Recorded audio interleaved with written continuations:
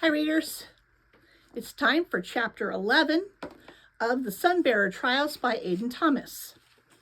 Do you have your copy of the book? Do you have your highlighter pen? Here we go. Remember, highlight the parts that I highlight, and then you'll know which parts are questions and answers.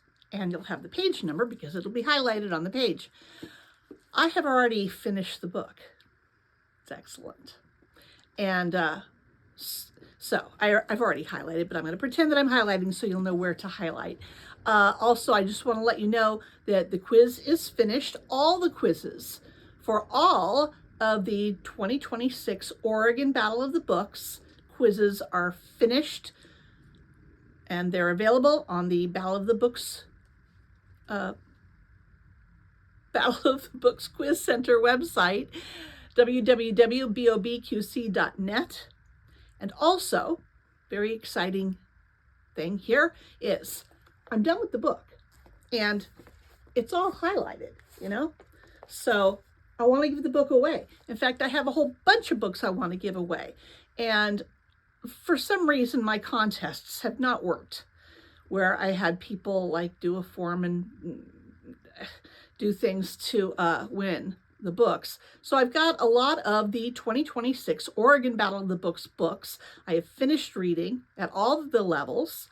I will post a picture of the books that I have, but this is one of them, and it's all highlighted. So you know what? You want it? Email me. Say, please, I want that book.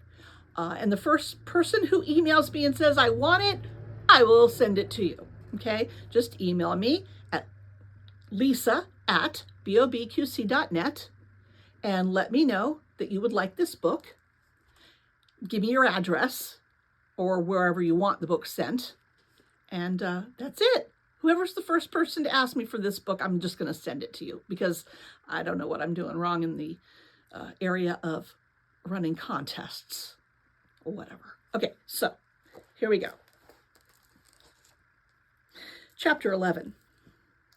True to her bear-like nature, Naya decided she was too full from dinner to do anything else and went to bed. Teo was too anxious to sleep, so he and Shio went to the common room only to find Auristela and Ocello had claimed the massive TV and turned on the news. Shio expressed interest in a puzzle, but when Auristela and Ocello started ugly laughing over clips of Teo getting zapped from the sky on repeat, Teo decided he needed a task to work out his aggression. When he told Shio his plan to go to the training room, the younger boy agreed to accompany him, but only for moral support.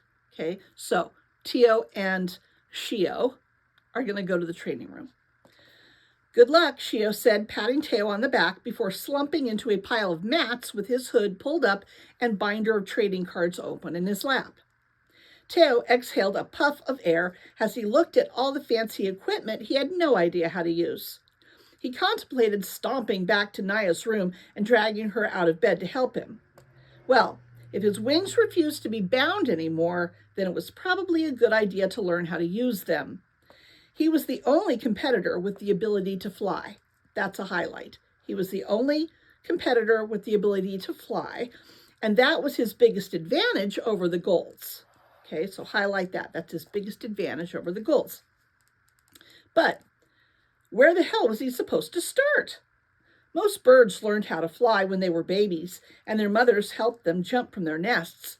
But Teo didn't have his mom or a high enough point to jump from, so he'd have to wing it until he figured out something that worked. Again, I love that pun. He'd have to wing it. I don't know if it was an intentional pun or not, but I like it. So this is why he's in the training room this time, to work out specifically his wings and practice and learn how to fly. The floor was padded, so it seemed like a safe enough space to try. First, he practiced taking off. When he managed to get into the air, he was extremely tippy and couldn't get a good rhythm going to flap his wings. It was like he didn't have enough brain power to focus on moving his wings while also staying balanced.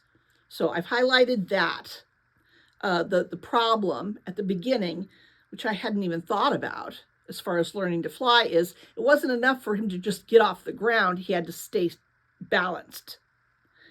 Keeping track of an extra set of limbs was no easy task and resulted in several attempts of getting about 3 feet off the ground before falling very gracelessly to the floor.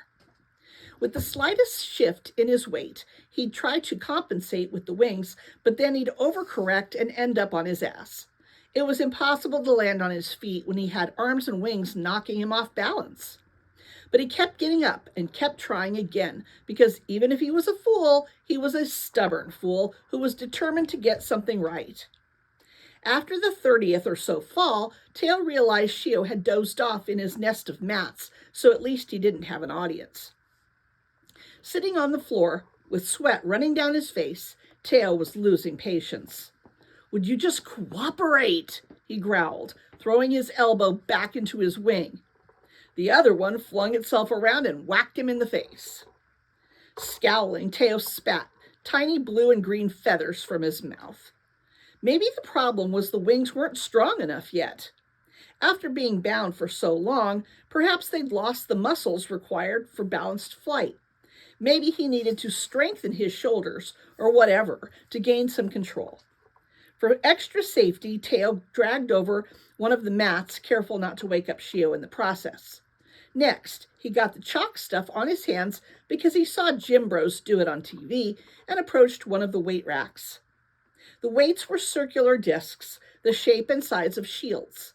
After eyeballing the selection for all of 5 seconds, he went to get a 50-pound weight.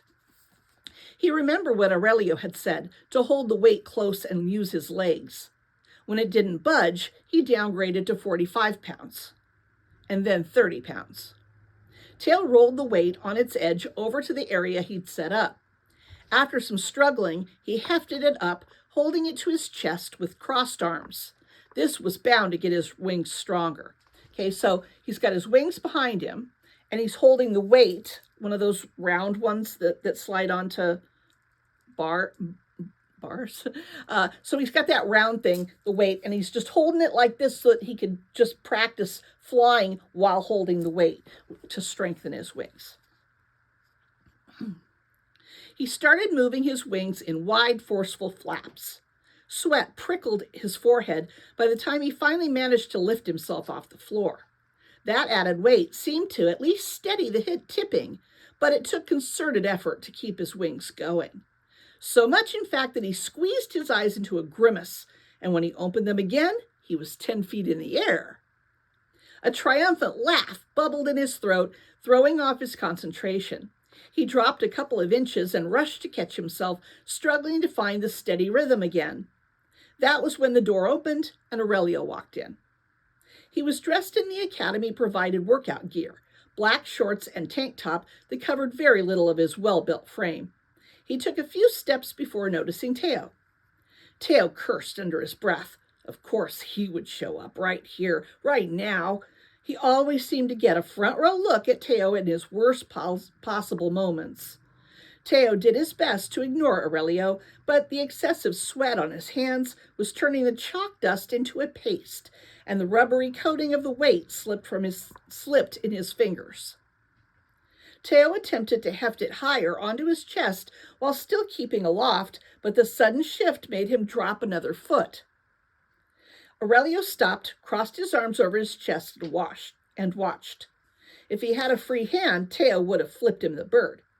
Panting hard, Teo gritted his teeth and started to push through it, determined to not fail in front of Aurelio. But his arms burned and a stitch stabbed into his side. He could feel the muscles in his back and wings trembling. He tried to hold on to the weight, but he was losing his grip. When he made one last desperate attempt to hoist the weight, his right wing cramped and gave out. I highlighted that. His right wing got a cramp in it, and he fell. Teo let out a strangled shout as he tipped back and fell from the air. He landed on his back hard, the single flimsy mat doing nothing to break his fall. A split second later, the weight crashed down on top of him.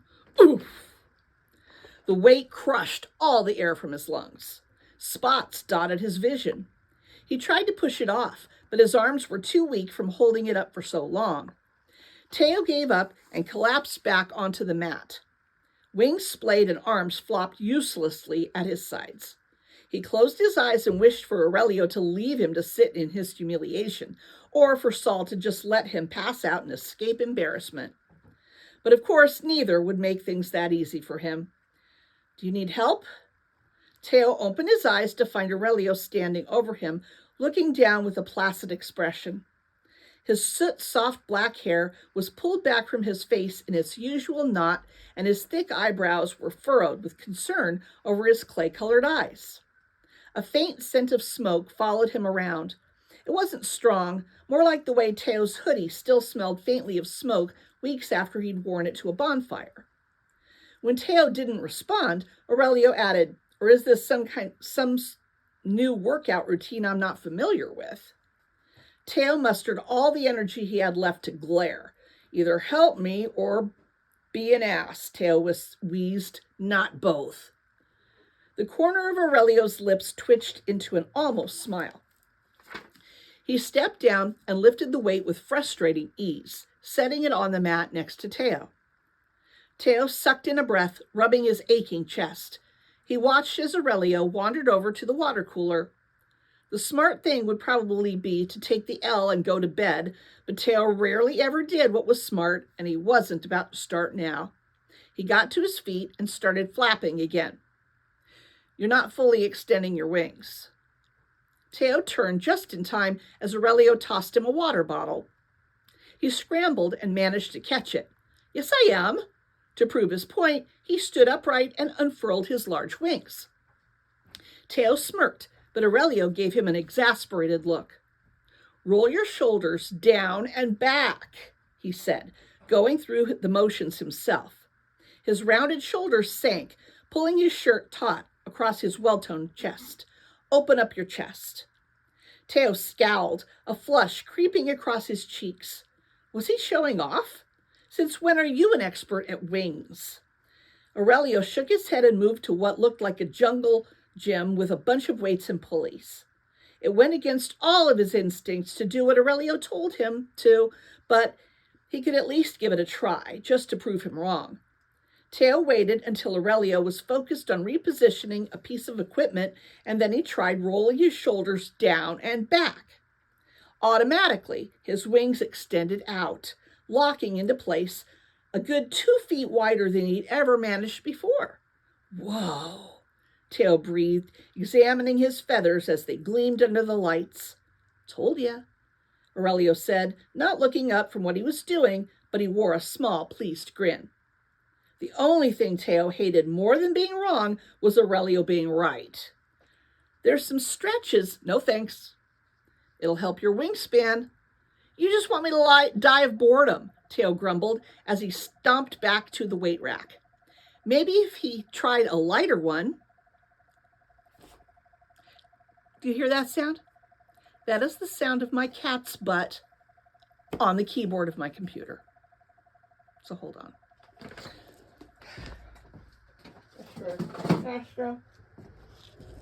Okay. It's always something, but I love him.